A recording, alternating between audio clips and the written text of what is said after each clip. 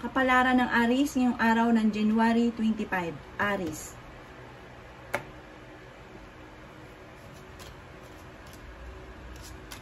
Sinasabi po dito na ating tarot card Aries na sa inyong pamilya, kailangan daw po teamwork kayo. Hindi daw po yung isang tao lang yung nakilos. Kailangan magtulungan daw po kayo.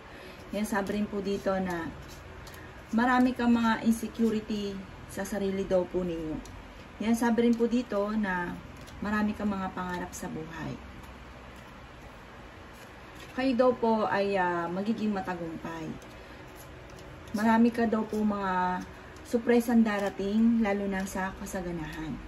Yan, sabi rin po dito na maging totoo ka lang daw po sa inyo pong sarili. Sinasabi rin po dito na marami kang mga kabiguan na pinagdaanan at pagdadaanan pa. Pero sabi po dito, magiging matagumpay ka daw po, huwag ka lang maiinip. Kung kayo daw po ay may karamdaman ngayon, gagaling daw kayo sa inyong karamdaman. Yan, sabi rin po dito na malakas daw po ang kumpiyansa ninyo sa inyo pong sarili. Yan, sabi rin po dito na kayo daw po ay sensitibong tao, madamdamin daw po kayo. Yan, sabi rin po dito na kayo daw po ay malapit sa tukso.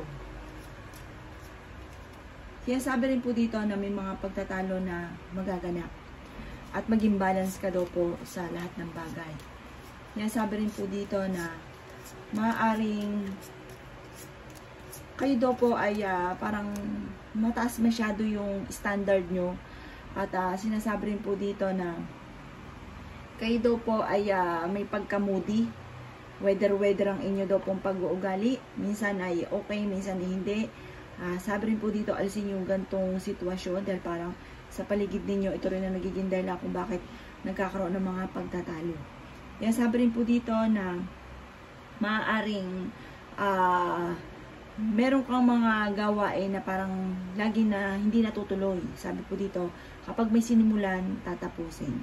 Yan ang kapalaran ng Aries ngayong araw ng January 25.